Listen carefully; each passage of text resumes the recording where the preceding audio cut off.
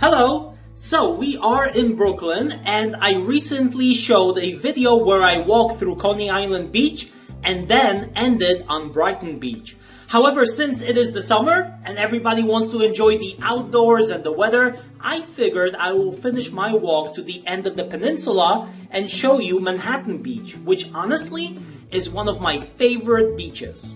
So, first let me begin by walking on Shore Boulevard, as there are some really nice things to see here, and then we will walk over to the other side and take a look at Manhattan Beach. On this side, however, you can enjoy a nice walk with great views of Sheepshead Bay on the other side. All of this in its glory days, which was like 1880s up to 1920s or so, was really a resort. It was a prime location in the New York City area. I mentioned a little bit of this history when I was showing Coney Island Beach, especially focusing on the amusement parks, but here, roughly this area was home to the famous Manhattan Beach Hotel, which opened in 1877, and then shortly afterwards, right next to it, the Oriental Hotel in 1880, both of which were developed and owned by Corbin. And every photograph I ever saw with these hotels was just spectacular. This is the Manhattan Beach Hotel, the largest seaside hotel in the world at that time, or at least that is what I read in few sources.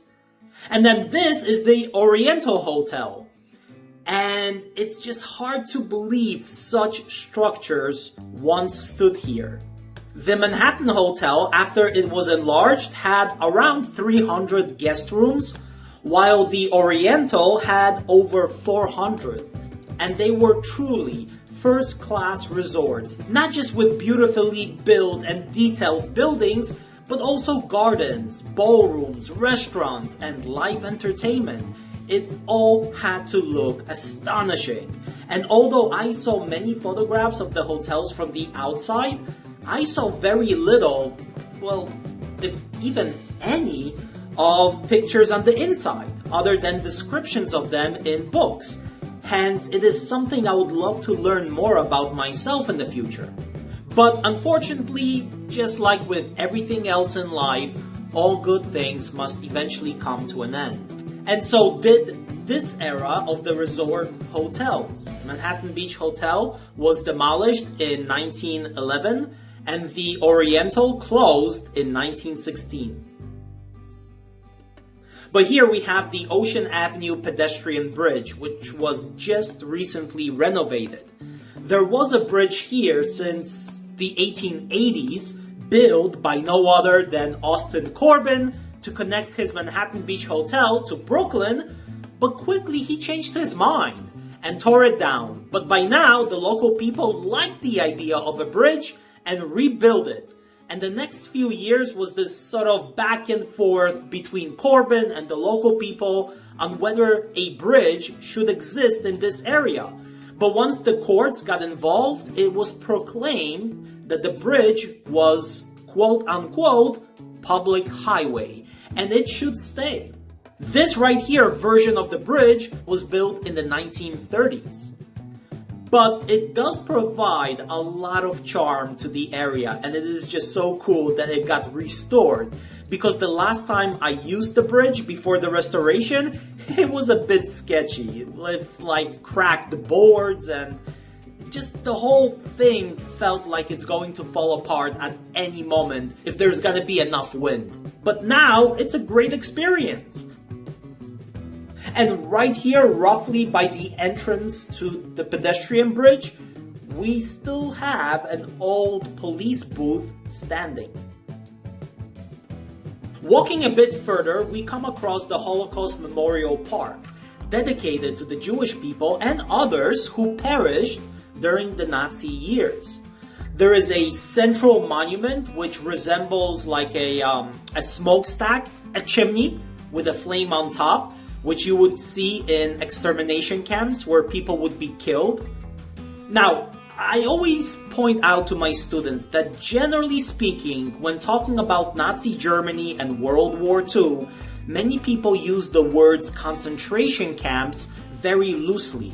However, there is a difference between concentration camps and something called extermination camps or death camps. Extermination camps were specific places where people entered with really a one-way ticket. The goal of such places was, well, as the name implies, to exterminate people. No one was supposed to get out. The only question was whether someone will be killed the moment they arrive. For instance, if they were too old, too sick-looking, pregnant, and so on, or if they could still be used for labor, and hence live to see another day, but those days were to be limited. No one was to get out, and this was different than, for instance, how a concentration camp would work. Hence, there are differences in the various camps built by Nazi Germany. All these extermination centers were built in German-occupied Poland for a few reasons, such as keeping them isolated from the German people, for instance. During World War II, and especially after something called the Wannsee Conference, there was the implementation of the final solution, which was really a program to annihilate the Jewish race. And by the end of the war, the program was quite successful, with about roughly 65% or so of the Jewish population in Europe being killed. It is important to note that Nazi Germany did not just kill the Jewish people, because out of about 9 million people killed, about 3 million or so were non-Jewish. However, the majority, about 6 million or so, were Jewish, and that was really the main goal of the extermination centers like Auschwitz. And as you walk around the memorial, on both sides of the main monument, there are granite stones which outline some of this history. From the Nuremberg laws to stories of individual people. Here, for instance, we have a brief history about St. Louis, which was a German ship which left Germany in, I think it was May 1939, so right before World War II erupted. And it had over 900 Jewish people on board trying desperately to flee Germany.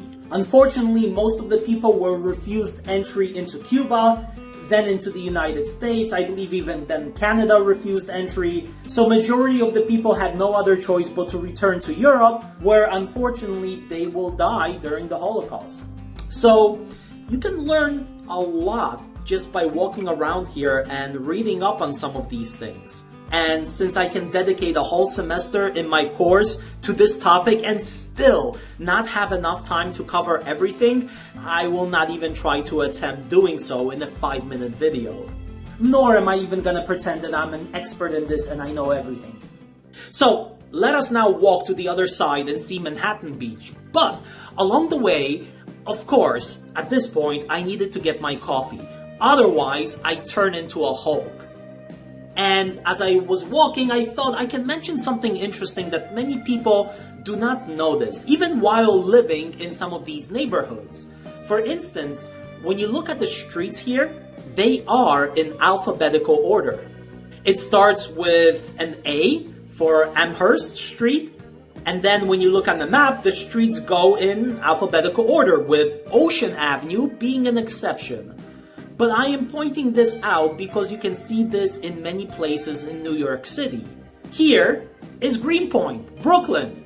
It begins with this street, which is called Ash Street, and then you go from there. Box Street, Clay, DuPont, Eagle, alphabetical order. Here is Forest Hills in Queens. It begins with Austin Street, and then Burns, Clyde, and so on and so on. Here is another neighborhood, Elmhurst, Queens. Again, alphabetical order. So it's just so cool to point this out. And so now, even if you do not have your cell phones on you, but just a street name, many times you will know if you are going in the right direction just by looking at the names of the streets. And once you begin to notice and see these things, it really changes the way you look at the city.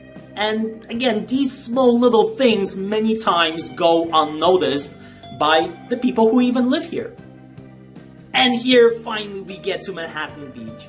Like I mentioned, in Brooklyn, this is probably my favorite beach, as it is really quiet and peaceful compared to like Coney Island Beach. And take a look at it from this angle. It is shaped like a crescent and it's just so nice. And as we turn around, down that way, not far away, is Brighton and Coney Island beaches. And it's roughly here where the Manhattan Beach Hotel once stood. Here is how it used to look like, and right there in the back, you still see the Oriental Hotel. Such a cool photograph. After the hotels were torn down, a developer, Joseph Day, bought much of the land, and then there used to be something called the Baths here from the early 1920s until about World War II. It was like a recreational place with bathhouses, pools, handball, basketball, tennis courts, and few other amenities on the water. When World War II did begin, it became a merchant marine and I also think Navy and Air Force training base until the early 1950s, when it was bought by the city of New York for $1 single. And today, it is this place that you're looking at.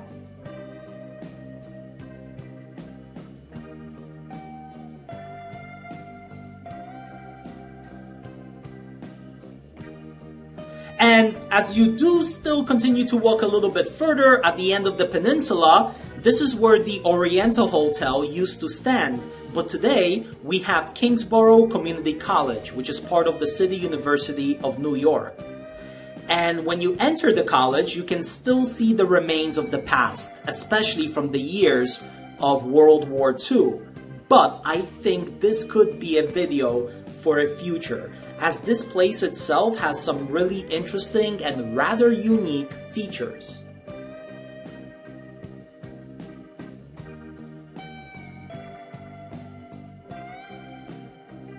And now at this point I was surrounded by these guys. It may seem right here that they are running away from me, but do not be fooled by them. What they were really doing is encircling me from the back while drawing me in further into the front. A military tactic used since ancient times. And since I did read up a lot about these things, especially with Napoleon Bonaparte, I needed both of my hands to fight and protect my Snicker bar in my pocket. Therefore, I will deal with this, and I will see you soon. Have a wonderful week.